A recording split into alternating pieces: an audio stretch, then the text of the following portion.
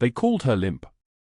The nurses on the third floor thought it was funny, the way Hannah Clarke's left leg hitched slightly when she moved between beds, like a metronome missing its beat. They whispered it in the break room, giggled when she passed with her supply cart, turned it into a thing. A nickname. A weakness. Hannah heard them every shift and never once turned around. She moved through Valley Memorial's ICU in Houston the way smoke moves through a room, present but invisible, leaving no trace. 6:30 a.m., her badge clipped to the same navy scrub she'd worn yesterday, her dark blonde hair pulled back so tight it could have been painted on. The fluorescent lights hummed their endless electric prayer overhead as she checked the cardiac monitors on beds 1 through 4. Steady. Steady. Holding. The machines spoke their own language, and Hannah spoke it fluently. They didn't know what those hands had held. They didn't know the limp came from 2 7.62 rounds, one through the quad, one grazing her femur hard enough to leave a permanent signature in the bone. Fallujah. 3 years ago. A forward surgical team operating under fire while mortars shook the tent like it was made of paper instead of canvas. They didn't know she'd been a major then. Major Hannah Clarke, call sign Reaper 6, who'd performed 17 emergency procedures in 60 days, whose hands had been steady enough to crack open a chest cavity while the building next to hers turned to smoke and rubble. She didn't need them to know. The ICU smelled like antiseptic and copper and something else underneath it, the particular scent of people hanging between this world and the next. Hannah had stopped noticing it years ago. She checked vitals on bed 6. Elderly male, septic pneumonia, trending toward multi-organ failure. She adjusted his flow rate by increments of 0.5 milliliters, the kind of precision that went unnoticed by everyone except the patient. His oxygen saturation climbed 2 points. His breathing eased. Nobody would credit her for it. In the break room, around the corner, she could hear them. 2 residents, a nurse tech, the usual suspects. Think Limp actually knows where she's going, or does she just follow sound? Laughter. The particular cruel kind that echoes in hospital corridors at dawn when nobody important is listening. Hannah opened her locker. The metal door swung open on hinges that needed grease. Inside, 3 sets of spare scrubs folded with military precision, a protein bar, a phone she barely used, and at the very bottom, hidden beneath the scrubs, a pair of worn combat boots. The leather was cracked. The laces were frayed. The left sole was scuffed from the shrapnel that had nearly taken her leg instead of just damaging it. She touched them. Once. Just the curve of the left boot, her fingers tracing the heel. 3 seconds.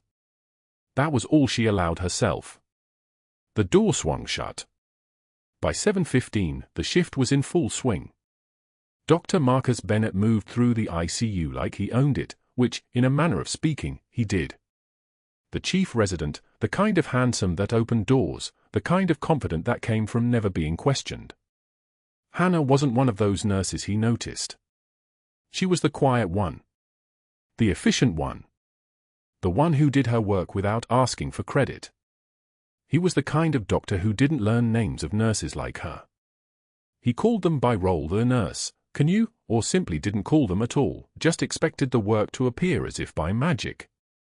ICU bed 7 incoming, the charge nurse called out. 15 minutes. Emergency admission. Hannah didn't look up from the floor she was hanging. But something in her sternum tightened, not fear, not quite, but the small sharp sensation that comes when you recognize the moment your life is about to change and you can't do anything but watch it arriving. The patient was Navy. Captain James Reeves. Shrapnel complications, nearly systemic. The shrapnel was still in him, embedded near his cardiac plexus, too close to his heart to remove without risk. The kind of surgery that required not just skill but the kind of instinct that only came from doing it under fire. When they wheeled him in, Hannah's hand froze on the monitor she was adjusting. She knew that face. The surgical scar on his left temple. The particular set of his jaw. The color of his eyes, gray like old steel, the kind that had seen things that changed what they looked at forever. Captain Reeves. The officer who'd commanded her son's unit in Fallujah.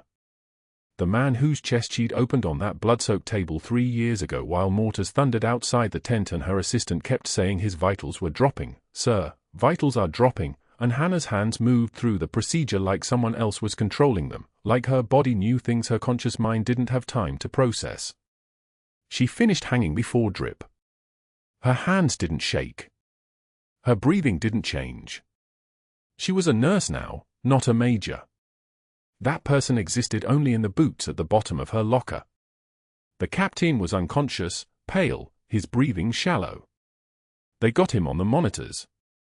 ICU bed 7. Directly in Hannah's section. Dr. Caldwell arrived 20 minutes later. He was tall in the way that certain men used height like a weapon, not physically, but in the way he carried it, the way it allowed him to look down at everyone around him. His name was Henry Caldwell, and he'd spent the first 15 years of his medical career in military surgical units before something had gone wrong. Hannah didn't know the specifics. She'd learned not to ask questions about her colleagues' histories. But she knew he'd been dishonorably discharged 4 years ago, and she knew it had something to do with falsified surgical records, and she knew he carried that knowledge like a scar that never quite healed. He stood over Captain Reeves's bed, reviewing the chart, his jaw working like he was grinding something between his teeth. "I want his classified military files," he said to the nearest resident. "All of them. Combat medical history. Field surgeries. Everything."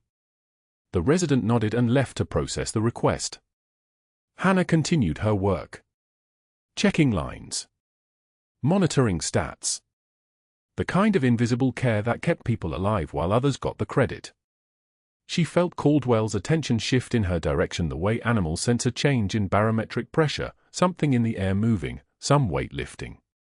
She didn't look at him. She didn't need to.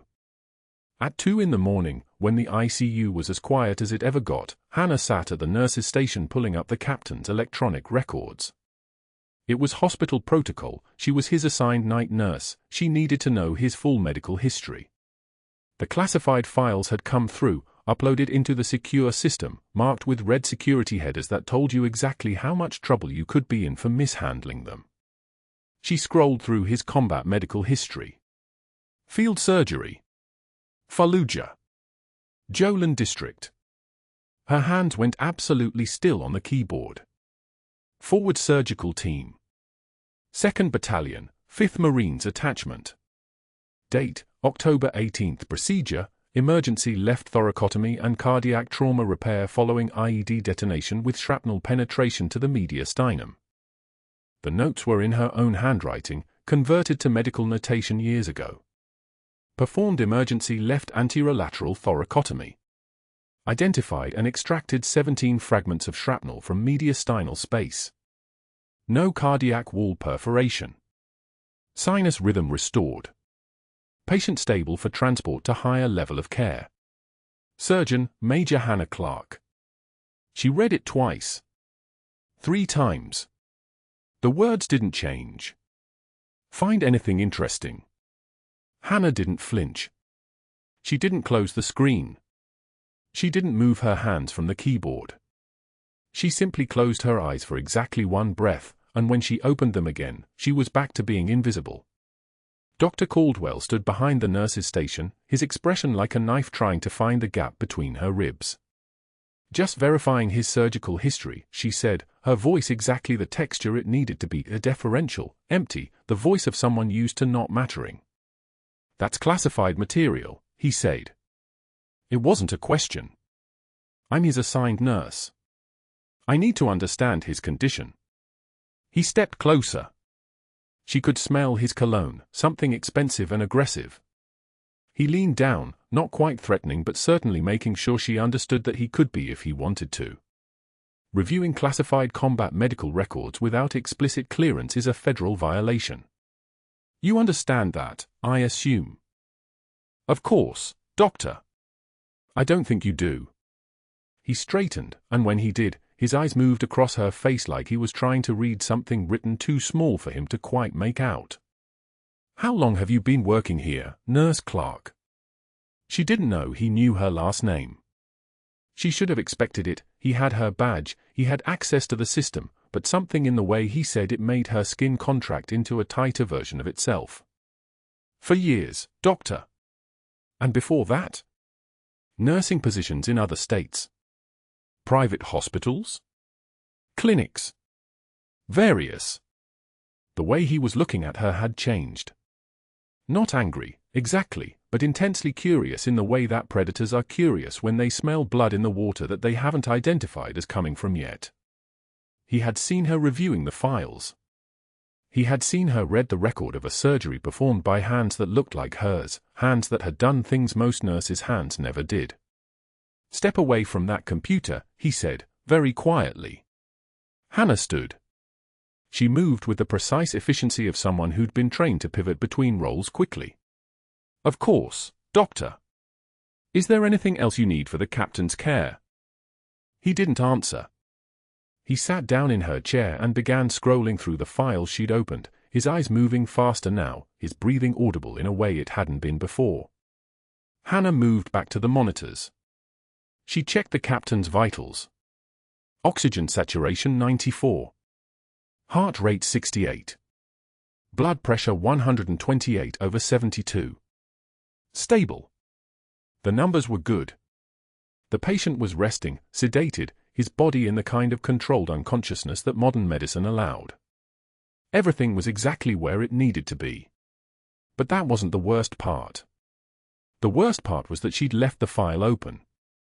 She'd left her own handwriting on the screen for him to see. She'd made the one mistake she'd spent for years carefully avoiding. And now Caldwell knew something, even if he didn't know exactly what it was. He knew she was more than what she appeared to be. He knew there was a story written in classified military documents that had nothing to do with a nurse's aide from Houston. She finished her round. Check bed 1 through bed 6. Adjusted medications. Recorded observations. Her hands did their work with the kind of muscle memory that came from repetition and training and years of learning to move precisely in spaces where precision meant the difference between someone living and someone dying. In the supply closet, when she was supposed to be grabbing fresh dressings, she leaned against the shelf and felt the trembling that wasn't allowed to be on her face show up in her shoulders instead. It lasted 5 seconds. She didn't make a sound. Then she straightened her scrubs, adjusted her hair, and walked back out into the fluorescent lights. The captain was still sleeping. Dr. Caldwell had closed the classified files and left the nurse's station, but his attention had moved to her now, and she understood with the clarity that came from training and survival that she had just made herself into a target in her own workplace. The quiet invisible nurse had become something worth looking at. And whatever happened next, it was going to cost her more than she'd been willing to pay when this shift began. Within 6 hours of pulling those classified files, Hannah's name vanished from the ICU rotation board. The handwriting was precise, clinical, Caldwell's signature move. No explanation. No conversation. Just a reassignment slip taped to the staff scheduling tablet, post-op recovery, graveyard shift, effective immediately. The message was encoded in the margins of protocol: step out of line, disappear. Post-op recovery meant routine monitoring. No critical cases. No adrenaline. No chance to prove herself. It meant becoming invisible again, but this time by design, not choice. She didn't protest. Protests meant attention. Attention meant questions. So she accepted the reassignment the way she'd learned to accept everything in the past 18 months, with a nod and a swallow and the kind of silence that could fill a tactical operations center. By evening, her computer access terminated. The IT notification appeared on her screen at 6:11 p.m. Your credentials have been revoked for security purposes. Security purposes. The words tasted like ammunition. Caldwell had already weaponized hospital policy. He wasn't raising his voice yet. He was tightening a noose. The second day came with a suffocating routine. Morning rounds in post-op, where patients slept off anesthesia and needed nothing but vital signs and ice chips. Afternoon break in the cafeteria at noon, where the hospital's underbelly congregated, residents and interns and nurses who kept the machinery running. Hannah sat alone with a tray of soup and a sandwich, at a corner table, the way she always did. Her back to the wall. Her eyes on the exits. Old habits carved into new skin. 2 residents leaned against the coffee station 30 feet away, their voices loud enough to carry, designed to carry. Young voices. Arrogant voices. The kind that hadn't yet met consequences. "I give Limp a week before she quits," one of them said. His name was Marcus. First-year resident, fellowship trajectory already mapped out by his father's name in the hospital foundation donor list. Caldwell's going to make her life so miserable she'll walk. "A week?" The other one laughed. "Drew, cardiology track, legacy admission from Johns Hopkins. 3 days, maximum. Did you see how he looked at her yesterday? That's not frustration. That's contempt. She won't last 72 hours. They opened their phones. Drew pulled out $100. Marcus matched it. They shook on it like they were trading stocks, like a woman's breaking point was a commodity on the medical futures market. Around them, other staff members pretended not to hear. Nobody stepped in. Nobody ever did. Hannah ate her soup. It was lukewarm. The spoon felt heavy in her hand, but her hand didn't shake. Her jaw tightened, just barely, just enough to keep her molars from grinding, but her face remained a mask of absolute neutrality. This was stage 2 of the dance. Humiliation required an audience. Humiliation required witnesses. Caldwell was teaching the hospital to watch her fall.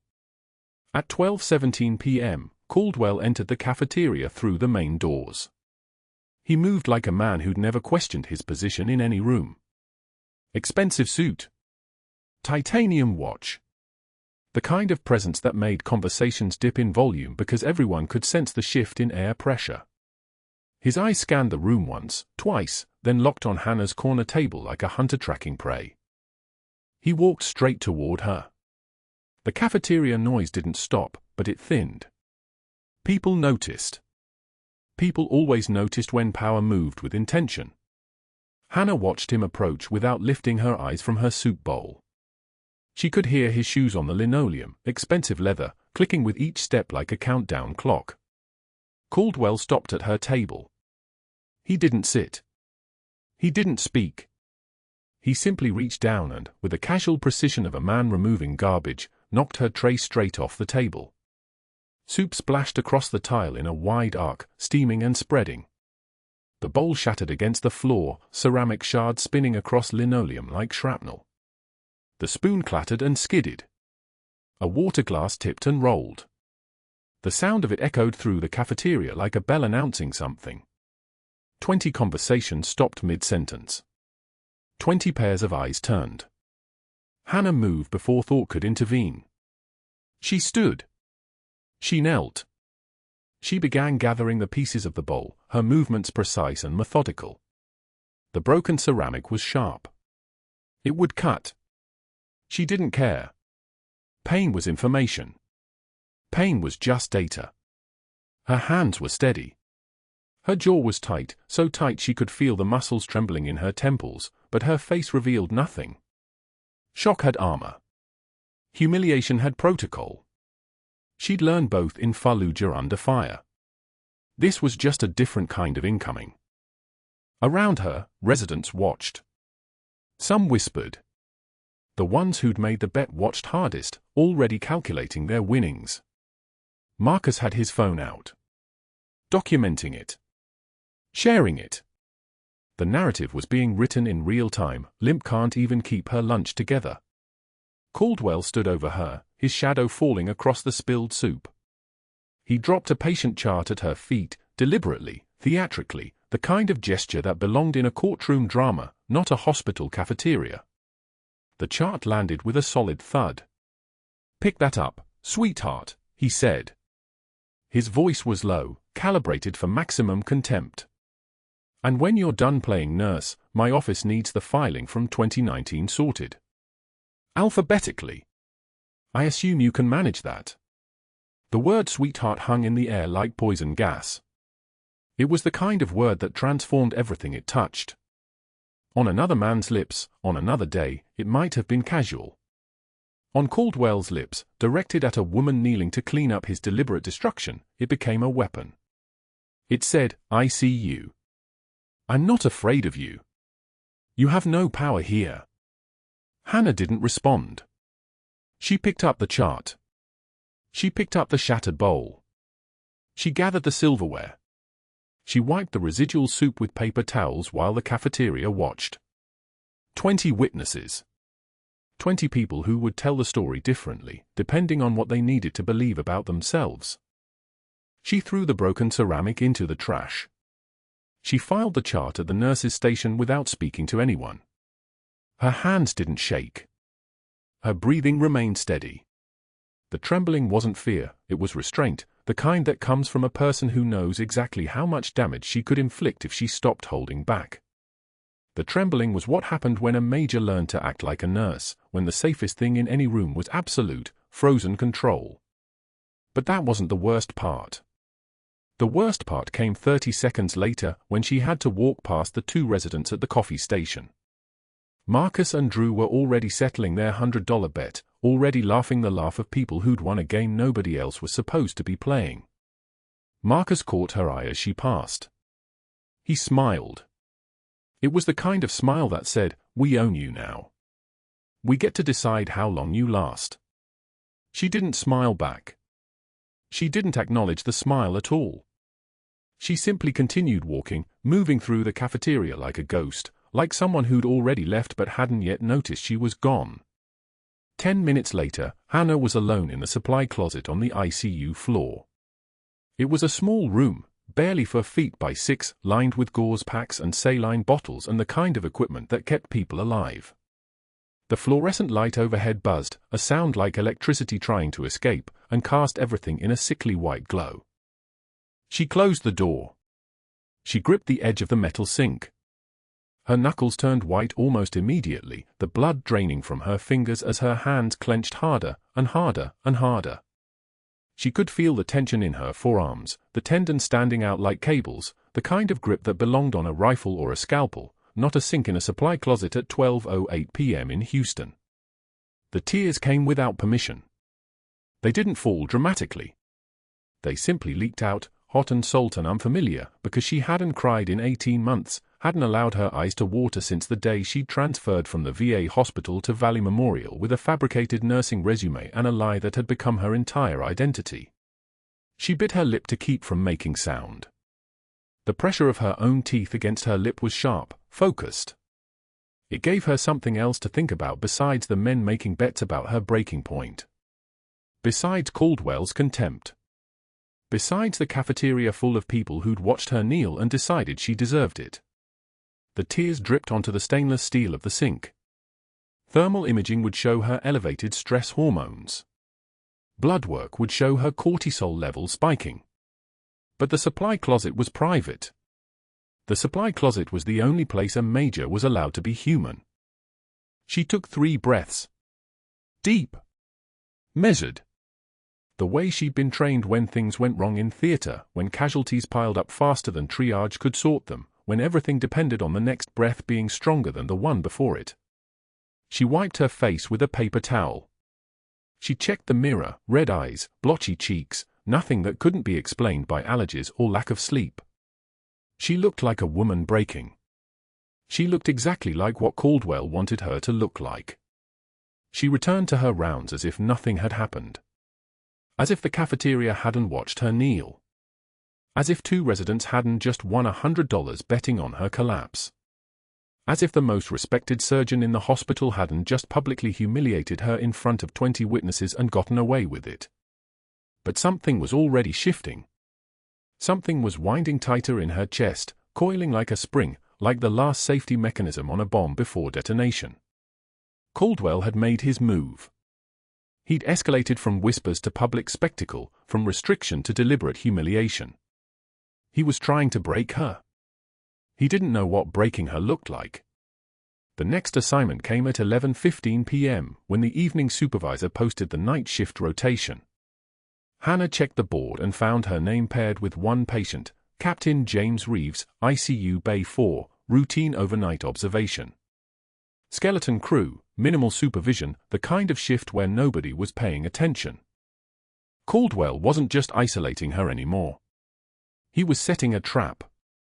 By midnight, everything would change. 11:02 p.m. on graveyard shift. The monitors sang their usual song, the steady percussion of living hearts, the whispered hiss of ventilators keeping damaged lungs inflated. Hannah Clarke stood at the medication cart on the third-floor ICU of Valley Memorial, her worn combat boots silent against the tile as she moved between rooms. The skeleton crew was thin tonight. 2 nurses covering 12 beds.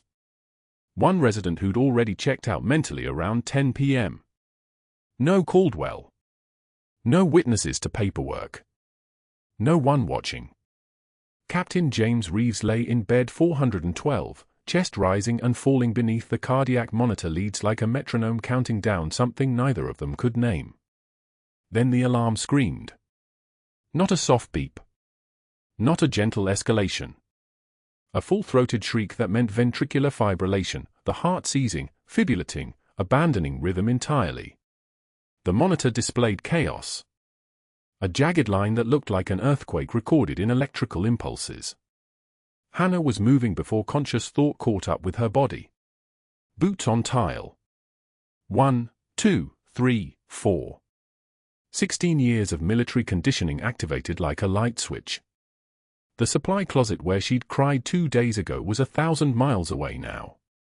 The timid nurse who accepted charts thrown at her feet didn't exist anymore. She reached Reeves's bedside in 7 seconds. His eyes were already rolling back. Lips taking on that pale purple shade that meant oxygen debt was already scoring his cells. The diagnostic image was immediate and brutal, something in his chest had shifted. The shrapnel he carried, the reason he'd been admitted in the first place, had migrated.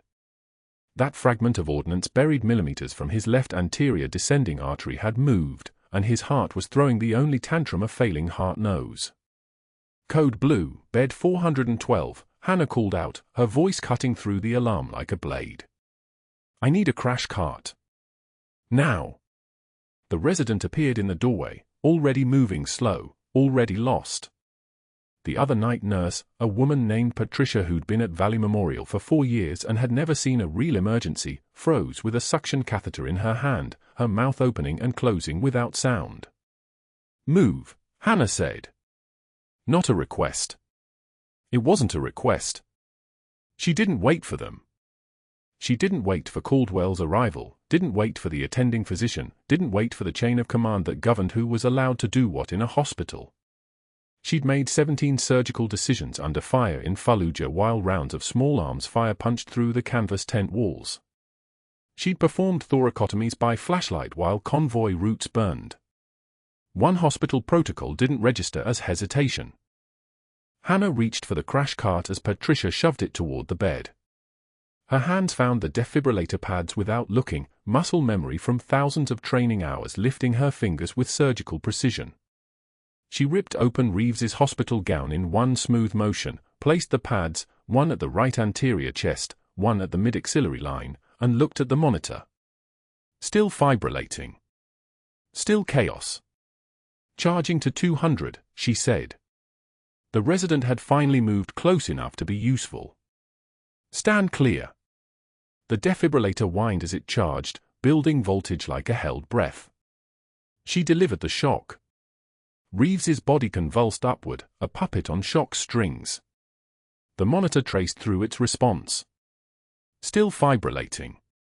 The shrapnel wasn't the only problem anymore. Push one of epi, Hannah said. Draw it up. No one moved.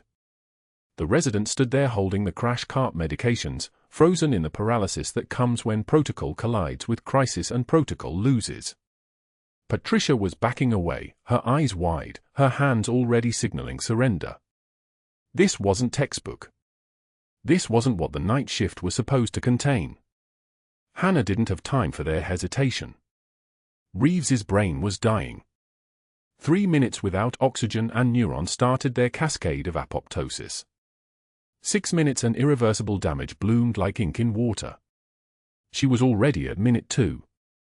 She grabbed the medication tray herself, found the epinephrine, drew it up into a syringe with hands that had done this 10,000 times. The needle found the fall line. The medication went in. She called out the time because that's what you do in code, you mark the seconds like a funeral bell. 2 minutes in, she said. Charging to 300. The defibrillator shrieked its high-voltage protest. She delivered the second shock.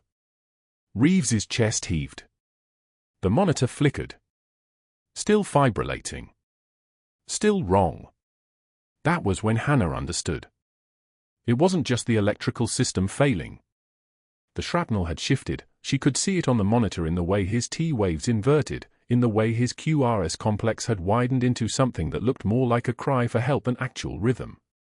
The fragment of ordnance that had been dormant, encased, locked in scar tissue since Fallujah, had broken free. It was moving. It was cutting. It was doing what shrapnel does when it wakes up. There was no scalpel on the crash cart. There was no time to call the OR and wait for surgical staff. There was no protocol in any hospital handbook for what happened when a patient coded with active shrapnel migration. Hannah's hands moved to her left boot. The tactical knife was still there, tucked in the ankle sheath where she'd kept it through every shift for the past 6 months. A Benchmade Osborne with a 3.5-inch blade, sharp enough to cut through gauze without tearing it, sharp enough for the things that might come in the night. She'd never planned to use it. It was insurance. It was memory. It was a reminder that sometimes you had to be ready for the worst thing that could happen. She pulled the knife, and Patricia made a sound like a gasp cut short. "What are you?" the resident started. "Saving his life," Hannah said. "Step back." She was already moving. 7 seconds to position. Her left hand found Reeves's chest, located the space between the 4th and 5th intercostal spaces, the path that every field surgeon in the world knows because it's the only path that works. Anterolateral thoracotomy. Left side. The access point for emergency cardiac massage when time has already run out. The knife went in like it was made for this moment. She cut with the precision of someone who'd done this in a forward surgical team in Fallujah while the building shook from artillery. The incision was clean, methodical. For inches of separation between skin and muscle. The blood was immediate and dark, the color of urgency. She could smell it, copper and iron and the specific metallic note of fresh hemorrhage. The chest wall opened like a book. She didn't hesitate. Didn't look at Patricia's face. Didn't acknowledge the resident making a phone call to someone, probably security, probably Caldwell. It didn't matter. Nothing mattered except the rhythm that needed to be restored. Her hand slid into the thoracic cavity. Warm. Wet. The ribs felt like a cage built to keep secrets. She found the heart immediately, that familiar shape, the desperate organ that was supposed to beat in rhythm and was instead fluttering like a trapped bird. Hannah began to massage it with her palm, using the same technique she'd used 17 times in Fallujah. Not crushing. Not pounding. A firm, methodical compression that forced blood into the aorta, that kept the brain alive, that bought time for the electrical system to remember how to fire. Manual massage beginning, she said. The words came out steady. Clinical. As if her hand wasn't inside another human being's chest cavity. As if she wasn't operating outside every law that governed what nurses could do. Reeves, stay with me. Compress. Release. Compress. Release. The rhythm of it was ancient, older than monitors, older than electricity. It was the rhythm of survival stripped down to its essentials. The monitor began to change. The fibrillation was weakening. The chaotic peaks were becoming smaller peaks with longer valleys between them. Her hand knew this rhythm. Muscle memory from a forward surgical team in a tent in Fallujah, from a night when she'd had to do this exact procedure on a captain named James Reeves while insurgent fire spattered the canvas walls, was moving her fingers now. 60 seconds. Her hand continued its mechanical, life-saving compression. 90 seconds. The monitor showed something almost like organization, almost like a heartbeat trying to remember itself. 120 seconds. The rhythm firmed. The peaks began to organize into something that vaguely resembled the sine wave of sinus rhythm, the most beautiful pattern in the world. "We've got rhythm," Hannah said. "Get me a proper scalpel, silk sutures, and call the OR. This patient needs real surgery." That was when Caldwell arrived. He stood in the doorway with his badge clipped to his chest and confusion rewriting his face. He saw Hannah Clarke, the timid ICU nurse he'd humiliated 2 days ago, the woman he deliberately transferred to graveyard shift to neutralize, the quiet nurse he'd thrown patient charts at in the cafeteria, and he saw her wrist deep in Captain James Reeves's open chest cavity, her hand wrapped around a heart that was finally beginning to beat. Her hands were steady. Her jaw was set. Her eyes were locked on the monitor, on the rhythm that was finally climbing toward something called survival. She didn't look up at Caldwell. She didn't explain. She didn't ask permission. His stabilizing, she said to the resident who was standing frozen with a phone in his hand. "We need real surgical support. Level 1 trauma. Get that OR ready." And for the first time in 3 days, Hannah Clarke spoke with the voice of someone who wasn't asking for anything. Someone who was ordering the world to align itself with reality. Someone who'd already seen the worst thing that could happen and had lived to do it again. Caldwell's face went pale. He understood in that moment, standing in the doorway of a room where protocol had been shattered like glass, that he'd made a catastrophic error. But he didn't know what it was yet. He didn't know who was standing in front of him. He didn't know that the woman whose composure he'd tried to crack for 3 days was someone who'd cracked under fire and still kept going, still kept the heartbeat of 6 men alive in Fallujah while the convoy left without them. He pulled his phone from his pocket and stepped back into the hallway, already making calls. Already activating the network he'd spent years building. Already setting in motion the machinery that would make sure this moment, this unauthorized, unprotocol, impossible moment, became the reason Hannah Clarke lost everything. He had no idea he was starting the cascade that would end his career instead. The next 72 hours would change everything. But for now, in bed 412 of Valley Memorial Hospital in Houston, there was only the sound of a heart remembering how to beat, and a nurse whose hands had held lives together in 3 different countries, steady as a surgical laser. Sinus rhythm. The most beautiful word in the world. Caldwell didn't wait for the sun to rise.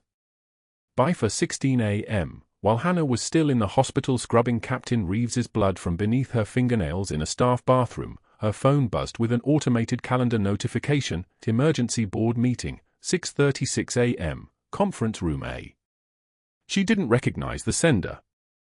She wouldn't until security escorted her out 8 hours later. The meeting had been called at 2:15 a.m. Caldwell made 3 phone calls from his office before leaving the hospital. The first was to Richard Hayes, a board member with 30 years of debt to Caldwell, a surgical complication in 1993 that never made it into official records, buried deep under a confidentiality agreement signed in Caldwell's private practice before he joined Valley Memorial. Hayes answered on the second ring. The second call went to state medical investigator Thomas Garrett, who played golf with Caldwell every other Sunday at Sharpstown Golf Club, their foursome a rotating cast of Houston's medical elite.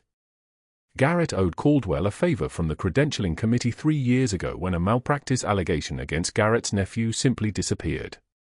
The third call was to attorney Margaret Voss, who specialized in hospital liability and who kept Caldwell's home address out of public records after a divorce settlement that would have made the society pages.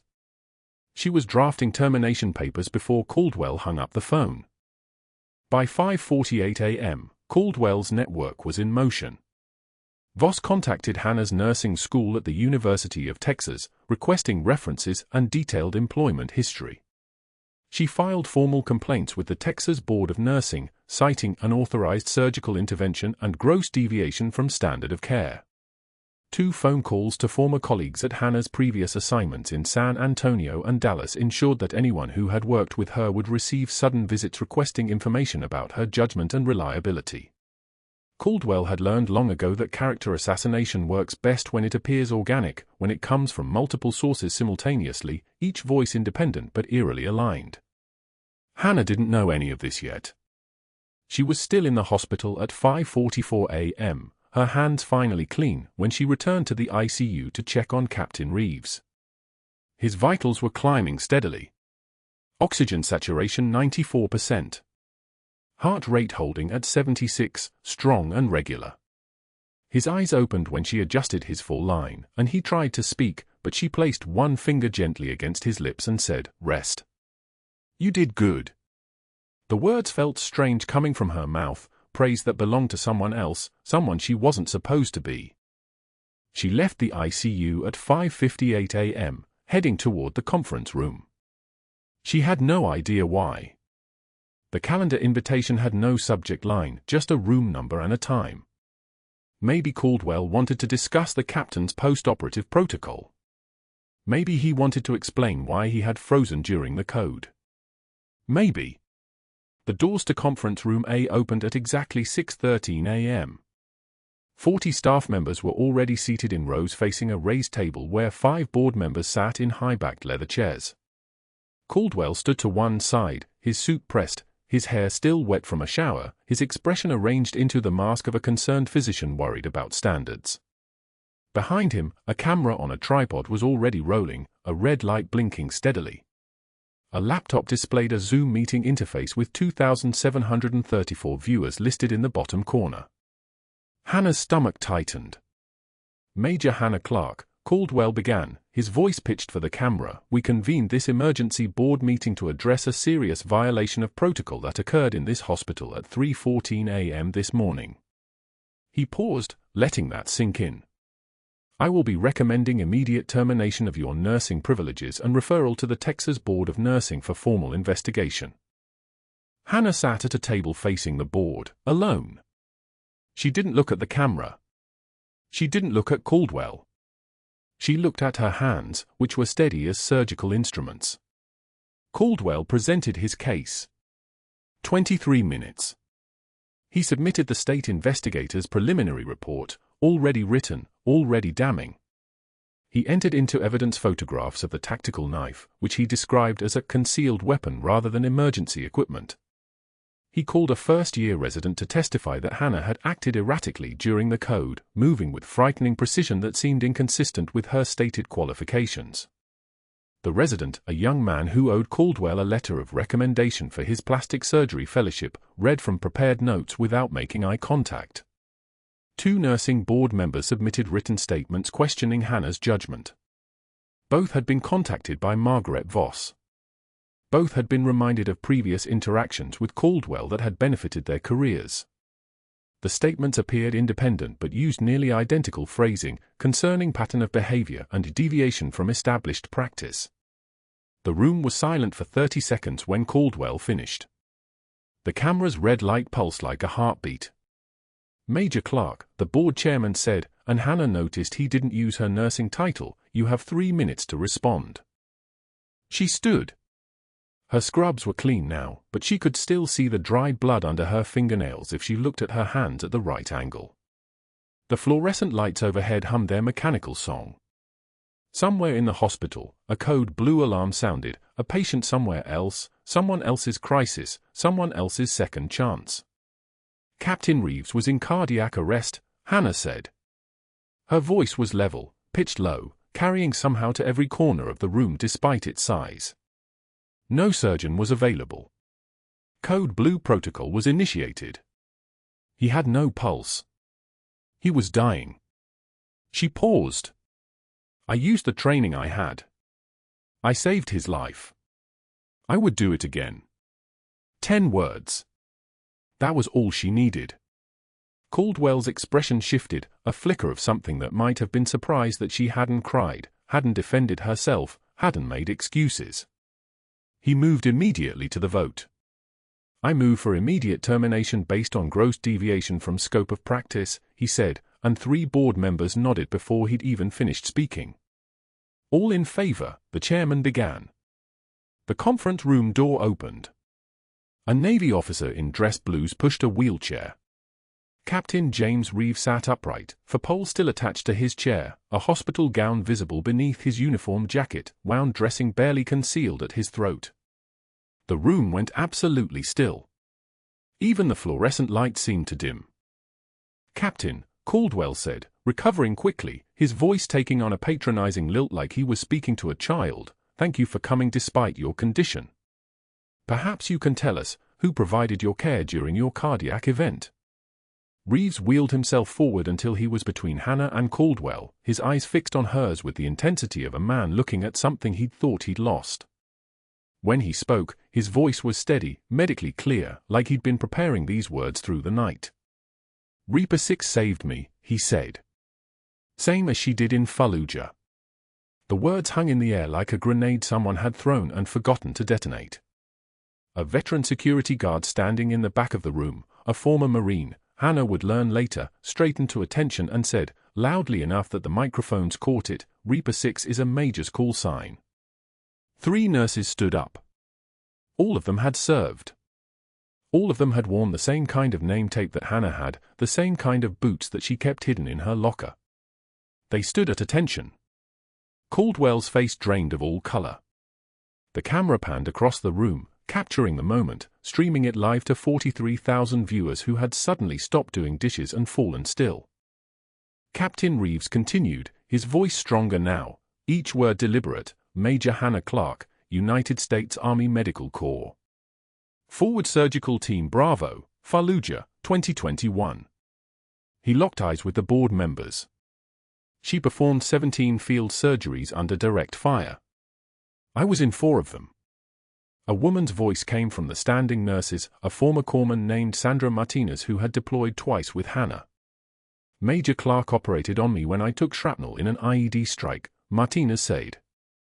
"She pulled shrapnel from my intestines with her bare hands and a surgical kit that was 14 years old. She kept me alive for 6 hours until medevac could reach our position." Martinez's voice didn't waver. "I'm alive because of Major Clarke." The board chairman's hands were trembling as he pulled out his phone. He made a call, his face growing paler with each passing second. When he spoke, his voice cracked. "Yes, this is regarding Major Hannah Clarke's service record. We have her here. We need," he listened, and then slowly put the phone on speaker. A voice came through, clipped and military, dripping with authority. "This is Pentagon Liaison Commander David Mitchell. I'm reviewing Major Hannah Clarke's service record as we speak. She received the Silver Star for valor while serving as a combat surgeon in Fallujah. Her medical discharge was honorable following catastrophic combat injuries to her left leg. Now, can someone explain to me why a decorated combat surgeon is being disciplined for saving a patient's life?" The silence lasted exactly 10 full seconds. Hannah counted them. 1, 2, 3. Commander Mitchell's voice continued, "I'm also noting in our records that Dr. Marcus Caldwell was discharged from military medical service in 2022 for falsifying surgical outcomes in theater. The same records that Major Clarke was examining during her assignment in the captain's ICU. Those same records." Caldwell stood abruptly, his chair flying backward and clattering against the wall behind him with a sound like a rifle shot. "This is completely out of context," he started, but no one was listening anymore. The board chairman was on another call. One of Caldwell's allies, a surgeon named Richardson who owed him money, was suddenly looking at his watch and murmuring about an emergency in the OR. Hayes, the board member from the 2 a.m. phone call, was studying his shoes with sudden intensity. A phone call came through on the conference room's main line. The chairman answered, and a voice emerged that made every person in the room sit straighter. 3-star General Marcus Holloway, commanding officer of the Medical Corps division that had signed Hannah's original deployment orders. "Major Hannah Clarke saved my soldier's life 3 days ago," the general said, his voice like distant thunder rolling across a battlefield. "She did it the same way she saved soldiers in Fallujah, with skill, courage, and complete disregard for protocol when protocol would have meant someone dying. I see no reason to discipline that. I see every reason to thank her." A pause. "Dr. Caldwell, you will be hearing from the Inspector General's office." The line went dead. Captain Reeves reached into his jacket and withdrew a small box. Inside was a silver star medal, its 5-point shape catching the light like a small sunrise. He held it up to the camera, which had zoomed in so tight that the medal filled the entire screen for the 47,000 viewers who were now watching. "She gave me this in Fallujah after the surgery," Reeves said quietly. "Told me to hold it while she worked so I'd stay conscious. I kept it for 3 years waiting to return it to someone who deserved it more than I ever would." He set the medal gently on the table in front of Hannah. The standing nurses saluted. Hannah's jaw trembled, just barely, just enough that she could feel it, just enough that the camera probably caught it. But her eyes didn't fall. Her hands didn't shake. She picked up the medal, and when she looked at Reeves, there was something in her expression that had been locked away for 3 years, recognition. Not of him, but of herself. The amphitheater-style auditorium of Valley Memorial's boardroom filled with folding chairs and the glare of hospital fluorescents bouncing off chrome. Dr. Marcus Caldwell sat at the panel table with the confidence of a man who had never lost a game he set the rules for, his lawyer positioned to his right like a chess piece already sacrificed. The live stream camera mounted on a tripod at the back captured everything in crisp 1080p resolution. By his calculation, this would be a formality. A reckless nurse. Unauthorized surgical intervention. Protocol violation. Permanent termination recommended. He demolished tougher cases with a single phone call. This would take an hour, maybe 90 minutes. Hannah Clarke sat alone in the witness chair, her uniform pristine, her limp barely perceptible as she'd walked to her seat. She didn't fidget. Didn't arrange papers. Didn't do any of the small human things that betrayed nervousness. She simply sat, hands folded, and waited. 3 weeks of suspension had given her time to think about what happened in the ICU and what it meant to finally stop hiding. The board chair, Dr. Raymond Chen, opened the proceedings at exactly 2 p.m. This hearing is convened to review the actions of Hannah Clarke, RN, regarding the unauthorized emergency intervention on patient James Reeves on November 14. Ms. Clarke, do you understand the charges against you? I do, Hannah said. For words. Steady as a metronome. Caldwell's lawyer stood. The evidence is straightforward. Ms. Clarke performed a surgical procedure, specifically a thoracotomy, without physician authorization, using an improvised instrument in violation of every safety protocol this hospital maintains. We have witnesses who will testify that. The auditorium doors opened. Captain James Reeves rolled himself through in a wheelchair, his navy dress uniform immaculate despite the bandaging visible at his collar, medals ribboned across his chest. The room's air pressure changed like a storm front moving in. He positioned himself at the end of the witness table, directly in Hannah's sight line, and nodded to the board chair. Captain Reeves, Chen said, adjusting his glasses. I wasn't aware you would be attending. Needed to be here, Reeves said. His voice carried the weight of someone used to being obeyed. You want to know who saved my life? I'll tell you. Caldwell's lawyer rose slightly. Captain, if you could wait for the questioning phase. No, Reeves said. Not loud. Not aggressive. Just the flat tone of someone stating a fact that couldn't be negotiated. I'll speak now. He looked directly at Hannah, and when he spoke, the name hung in the air like a rank being called. Reaper 6 saved me. Same as she did in Fallujah. The room froze. A veteran security guard standing in the back of the auditorium, Dale Martinez, 22 years with the VA before Valley Memorial hired him, straightened so abruptly his radio clattered against his duty belt. His jaw moved like he was reading something written in invisible text. Reaper 6 was a call sign. Reaper 6 belonged to a major. 3 nurses sitting together in the 5th row stood simultaneously, as if pulled upright by the same invisible string. They'd served with her. They'd known the limp meant shrapnel damage, not a car accident. They'd watched her move through the ICU like someone who'd already been tested in ways that made protocol feel quaint. Standing was the only response their bodies allowed. Major Hannah Clarke, Reeves continued, his voice cutting through the stunned silence like a surgical blade through tissue. United States Army Medical Corps.